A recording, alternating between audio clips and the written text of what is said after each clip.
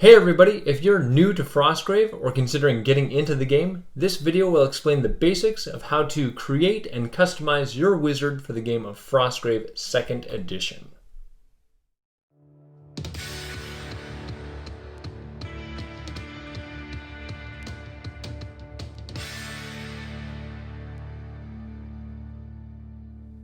Hey everybody, I'm Alan with Bricks and Blocks Gaming, the channel that plays tabletop games using toy bricks and blocks and discusses the rules and strategies that build the foundation for those games.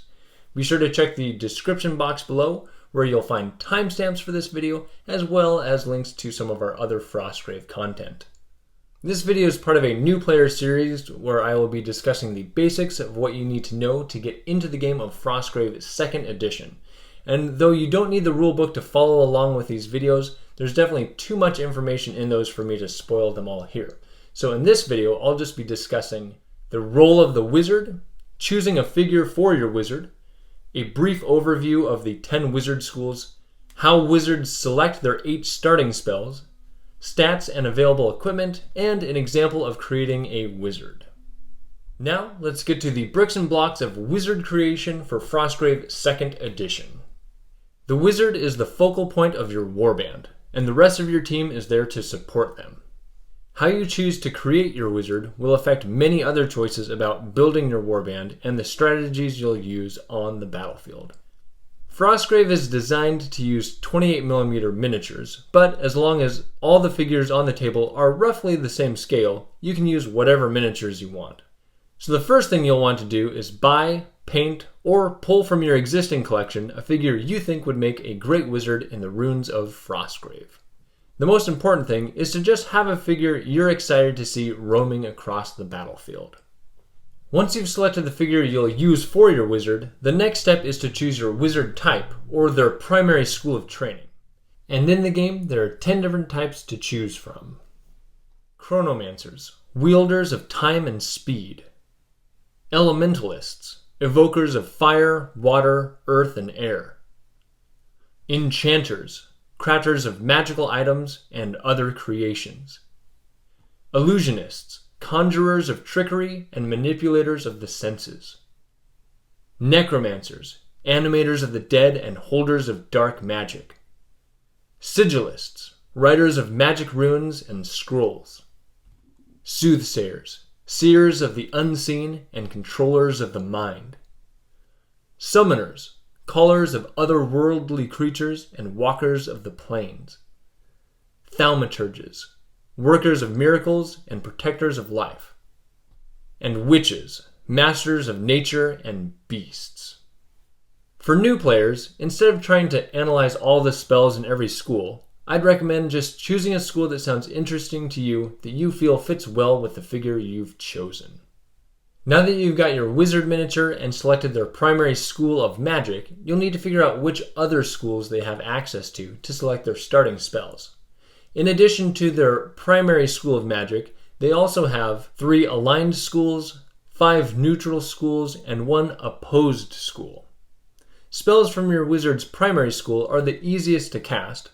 Aligned are a little tougher, neutral can be difficult, and opposed are often quite challenging to use. Each wizard starts the game with 8 spells. 3 come from their primary wizard school, 1 comes from each of their 3 aligned schools, 2 come from any 2 different neutral schools, and they can't start with anything from their opposed school.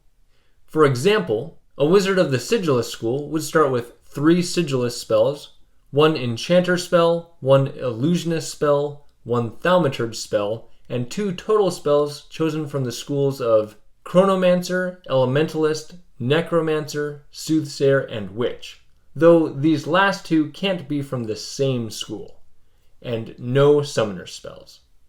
Once you know which schools you have access to, you'll pick your starting spells.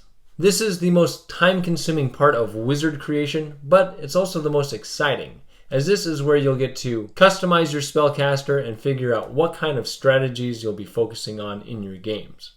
A good way to do this is to select a variety of spells that can give you options in many different situations. For example, if all your spells focus just on attacking your opponent, you won't be able to magically move your figures around the board, manipulate the battlefield and treasure tokens, or power up your soldiers. Another way to make your selections, though it sometimes limits your options, is to be thematic with your choices, like only choosing spells that relate to nature, or purifying the runes of evil, or focusing on summoning various creatures and beings into your warband. This can add character to your wizard and make the game more immersive. The last thing I'll say in this video about spell selection is to keep the casting numbers in mind. The higher the casting number, the more difficult it is to cast. Aligned spells add +2 to these numbers, neutral spells add +4, and opposed spells add +6.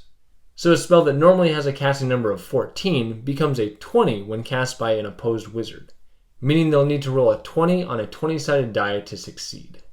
So having some spells with casting numbers of 8 or 10 as your most commonly cast spells, and only a few situational or powerful spells at 14 or 16 is often desired. And if you play a campaign of connected battles, your wizard will grow in power and have the ability to add new spells to their initial list. In addition to their spells, wizards, as well as every figure in Frostgrave, have a stat line. All wizards start with the same base stats. They have a move of 6, which lets them move 6 inches on a standard move. They have a fight +2. This stat affects both their combat prowess and battlefield awareness in regards to avoiding being hit by projectiles. They have a shoot +0, which affects how well or poorly they can fire a bow or crossbow. They wear no armor, so that stat is at the base of 10. Their will is +4. This stat is used when a spell or effect requires a will roll against a target number to resist its effects. And they have 14 health, which represents how much damage they can take in battle. But spellcasters can also choose to take damage to empower spellcasting rolls and will rolls at the cost of 1 health for a +1 to a roll. And as the wizard powers up over games, some of these stats can be increased. While spellcasters can't wear armor, they can carry weapons, and you can choose a basic hand weapon, which would be like a sword or an axe, a staff, which provides some defense but reduces their combat power, or a two-handed weapon that deals extra damage but limits your overall item carrying capacity. You can also choose bows or crossbows if you want, but they also limit your carrying capacity by requiring a quiver to be carried. The last thing you'll need to do is give your wizard a name, something that fits their model, their spell selection, or that's just simply fun or easy to remember. And now that you know how to create a wizard, I'll show you an example of what you can create. First, I'll choose a figure I want to use. Then, I'll pick a wizard school that fits the model. I'll go with a sigillist. These are bookish wizards and are all about reading, writing, and knowledge. And this guy looks like he fits with that. Next, I'll pick 3 spells from his primary school. The appendix in the back of the book has a spell card section that lists all the spells grouped by wizard school for easy reference. To keep with my sigillist's bookish theme, I'll choose Absorb Knowledge to gain extra experience points, and Write Scroll to create scrolls I can use in the battle or to sell. And then, to give him an easy spell to cast, we'll go with Push, which lets him move friend or foe across the battlefield. Then I'll add these spells and their casting numbers to my wizard sheet. After that, we'll go back to the first chapter of the book where we'll find each wizard school's aligned, neutral, and opposed schools. You'll notice this also lists how much you have to raise your base casting number for your spells in these various schools. My wizard's aligned schools are Enchanter, Illusionist, and Thaumaturge. At this point, I've decided I'm more concerned with rounding out my spell list than focusing on theme. So from the Enchanter school, I'll pick Grenade, a ranged magic attack spell. From Illusionist, I'll choose Invisibility to help me sneak treasure off the board. And from Thaumaturge, Heal to keep my spellcasters and soldiers alive in combat. I'll add these to my wizard sheet and remember to add +2 to all their casting numbers for being aligned spells. Next, I'll go back to chapter 1 to check neutral schools. I get to pick 2 schools from here, then pick 1 spell from each of those 2 schools. There's a lot of options, but remember there's a +4 added to all your casting numbers for neutral schools. I'll choose Necromancer and Soothsayer. And from these, I'll choose Animate Skull, because it's got a low casting number and can help tie up my opponents on the battlefield. And Mind Control, a powerful spell that lets me take control of my enemy's soldiers. Even though this will have a high casting number with the +4 for being a neutral spell, I've got the Heal spell, so I'll be more confident in powering it when I attempt to cast it. Lastly, I'll equip him with a staff and give him the name Sigi Examplo. Now that my wizard is complete, I'm ready to give him some comrades by hiring a warband. And I'll be releasing a video about that process, as well as other new player content that I'll be linking in the description box below once those are available.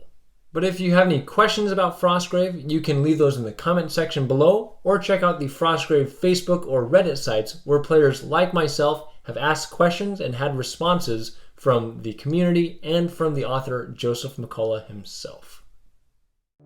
I want to thank you for watching. If you enjoyed this video, feel free to click like, add a comment, or subscribe so you can keep up with all the content that I'm releasing. And with that, I'm Alan with Bricks and Blocks Gaming, and I'll see you on the next video.